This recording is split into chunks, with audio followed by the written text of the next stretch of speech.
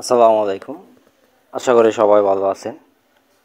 আজকে আপনাদের সামনে নিয়ে হাজির হয়েছি এডি স্মার্ট গ্রাফিক্সের পক্ষ থেকে। আমরা অ্যাডোবি ইলাস্ট্রেটরে সকল টুলসের ব্যবহার কিভাবে শিখব এবং জানব। তো আপনারা যারা নতুন আছেন আমার চ্যানেলটা সাবস্ক্রাইব করে দিবেন এবং পরবর্তী ভিডিওর জন্য বেল আইকনে ক্লিক করে দিবেন। তো চলুন দেরি না করে শুরু করা যাক। তো আজকের টপিক হচ্ছে আমরা কিভাবে প্রোডাক্ট প্যাকেজগুলো অথবা পণ্যগুলো ডিজাইন করব, অথবা জার সাধারণ যে কোনো প্রোডাক্টের জার যেগুলো আছে ওগুলো কীভাবে ডিজাইন করবো একদম সহজে, সিম্পল। তো চলুন দেরি না করে শুরু করা যাক। তা আমরা প্রথমে অ্যাডোবি ইলাস্ট্রেটর ওপেন দিলাম। ওপেন দেওয়ার পরে ফাইলে যাব, ফাইলে গিয়ে নিতে যাব। যারা নতুন আছেন তাদের জন্য নিতে যাওয়ার পরে এখানে সাইজটা আমি ঠিক করে দিব। সাইজ যদি আপনারা এরপর হয় এরপর দিয়ে দেবেন, সমস্যা না। আপনি যদি সুন্দর করে সাইজ দিতে চান তো সেক্ষেত্রে আমরা এইভাবে একটা পেজ নিয়ে আসবো। পেজ নিয়ে আসার পরে এটাকে ছোট বড় করব। কন্ট্রোল মাইনাস দিবেন, কিবোর্ডে ছোট হবে, কন্ট্রোল প্লাস দিবেন বড় হবে। তো সেক্ষেত্রে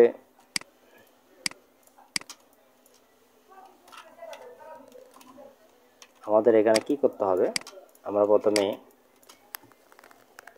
একটা ধরেন টুলবারে যাব। টুলবার গিয়ে রেক্টেঙ্গেল টুল নিলাম। টুল নেওয়ার পরে এখানে ছোট্ট করে একটা মাউস দিলাম। ছোট্ট করে মাউস দেওয়ার পরে এখানে ধরেন এখানে হচ্ছে আমি এটাকে একটু বাঁকা করে দেব। কীভাবে বাঁকা করব, সেক্ষেত্রে আমাদের টুলবারে যেতে হবে। টুলবারে গিয়ে প্রথমে পেন টুল থাকবে। প্রথমে আপনারা এটা মাউসের রাইট সাইডে ক্লিক করে অঙ্কন পয়েন্ট টুলটা নেবেন।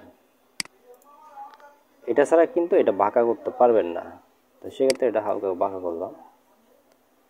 আমরা এটা বাঁকা করলাম হালকা।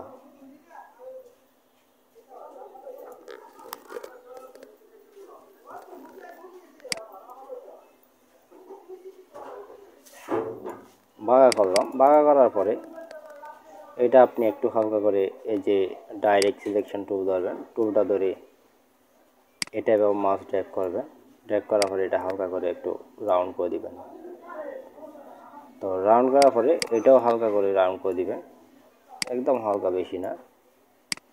তো এটা দেখতেছেন আপনি একটা জারের আকৃতি হয়ে গেছে। আমরা আবার এখানে একটা ঢাকনার দেবো। আবার রেক্টেঙ্গেল টুল নিব। টুল নেওয়ার পরে আমরা এখান থেকে এখানে পর্যন্ত দিলাম। দেওয়ার পরে আবার এখানে একটু বাড়িয়ে দিলাম যাতে ঢাকনা একটু বেশি হয়। তো আমরা এটা এই পর্যন্ত দিয়ে দিব যাতে এটার সাথে ম্যাচিং হয়। এভাবে এই পর্যন্ত দিয়ে দিবেন। দেওয়ার পরে এটাকে একটা কপি করবেন। এটা শিফট চেপে ধরে আর একটু উপরে তুলবেন।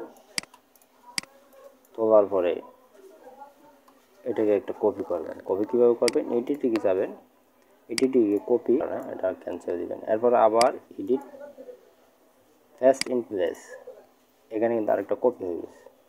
কপি হওয়ার পরে এই মাথা ধরে আমি এখানে মেসিং করে দেব। তো নিশ্চয়ই আপনারা বুঝতে পারছেন। এখন এটা আকৃতি কী ধরনের হয়েছে আপনি দেখেন। এটা কিন্তু জারের মতন আকৃতি হয়ে গেছে, একদম সহজ। তা আপনি এই দুই কর্নারটা একটু রাউন্ড করে দেন। যে ডাইরেক্ট সিলেকশন টুল নিলাম। টুল নেওয়ার পরে এইভাবে মাউস ড্র্যাগ করবো। ড্র্যাগ করার পরে এটা হালকা কর্নারগুলো বাঁকা করে দিলাম। ইজি, বাঁকা করে যখন করে দিছে এটা হয়ে গেছে। এখন এখানে আমরা এটার মধ্যে কালার দেব। ধরুন আমি এটার মধ্যে ডাবল ক্লিক করবেন। ডাবল ক্লিক করার পরে গ্রেডিয়েন্ট চলে আসবে। এটা দিয়ে আমরা কালারটা তৈরি করব। এটা সিলেক্ট করতে হবে। এটা সিলেক্ট করবেন। সিলেক্ট করার পরে এখানে একটা ক্লিক করবেন। ক্লিক করার পরে এখানে একটা ক্লিক করবেন। ক্লিক করার পরে এরকম একটা চার্ট আসবে। চার্ট আসার পরে এই যে এখানে গিয়ে একটা ক্লিক করবেন। ক্লিক করার পরে CMYটা করে দেবেন। মানে আপনাদের একদম সহজে যেটা বোঝায় আর কি, সেটা আপনাদেরকে দেখিয়ে দিচ্ছি। তো আমরা এটা কী কালার দিলে আপনার ভালো হয় সেটা আপনারা দেখবেন। আমি হলুদ কালার দিলাম। আবার এটার মধ্যে একটা ক্লিক করবেন, সেমভাবে সেম ওয়াইকে আমি ধরুন এটা দিতে পারি, অথবা এটা দিতে পারি, এটা দিতে পারি, যে কোনো একটা দিতে পারেন। আর এখানে ধরুন আপনি একটা ক্লিক করবেন, এটার অন্য কালার দিতে পারেন, অথবা একটু ডিপ আপনি আপনার মতন করে সুন্দর করে ইয়ে করবেন। এটা জাস্ট আপনাদেরকে দেখাচ্ছি। তো এটাকে আমরা স্ট্রোকটা নাউন করি, এখানে একটা ক্লিক করবেন, ক্লিক করার পরে এই স্ট্রোকটা চলে আসবে নাউন। তো এখানে আবার ক্লিক করবেন, হলুদটা বাদ দিবেন, মানে আপনারা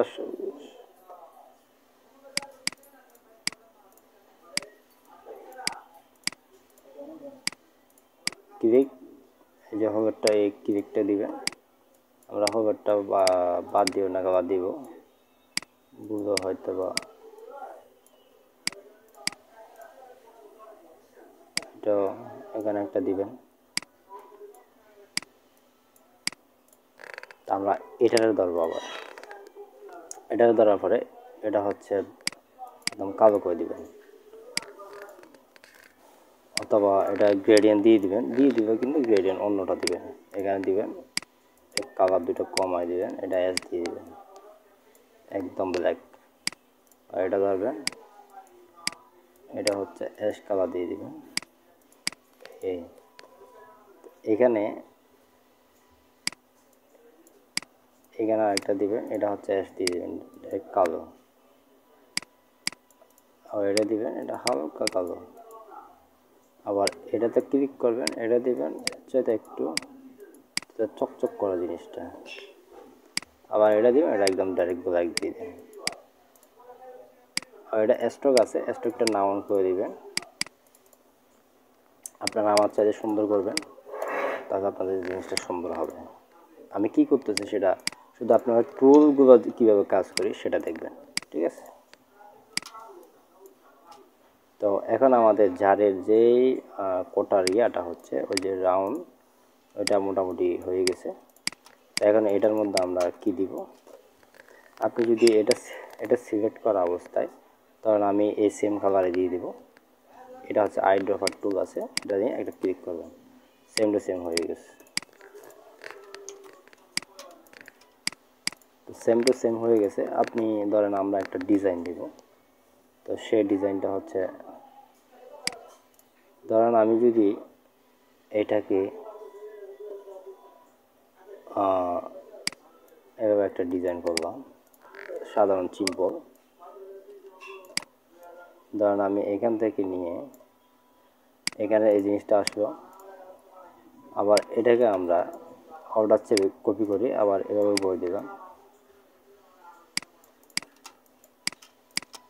ধরেন আপনি এভাবে করে দিলেন, ম্যাচিং করে দেন, সমস্যা নাই। আমি এমনি জাস্ট কীভাবে করতে হবে সেটা বুঝিয়ে দিচ্ছি।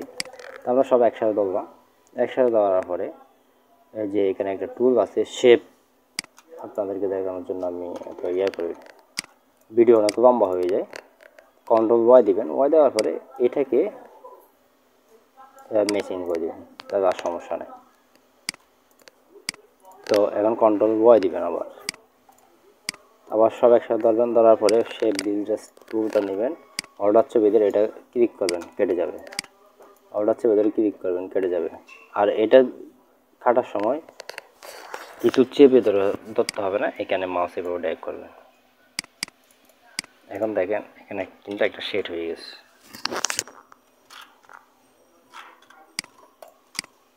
এখানে একটা শেড হয়ে গেছে। এটা আমরা এটাকে এখন আপনি অন্য কালার দিতে পারেন, সমস্যা নেই। এটাকে দিব হলুদ কালার, আর এটা দিব কাঁচা হলুদ, আর এটাকে দিব আমরা অন্য কালার। এটাকে আপনি যদি অন্য কালার দিতে চান দিতে পারেন। তো এইভাবে আপনারা ডিজাইনগুলো করতে পারেন একদম সহজে।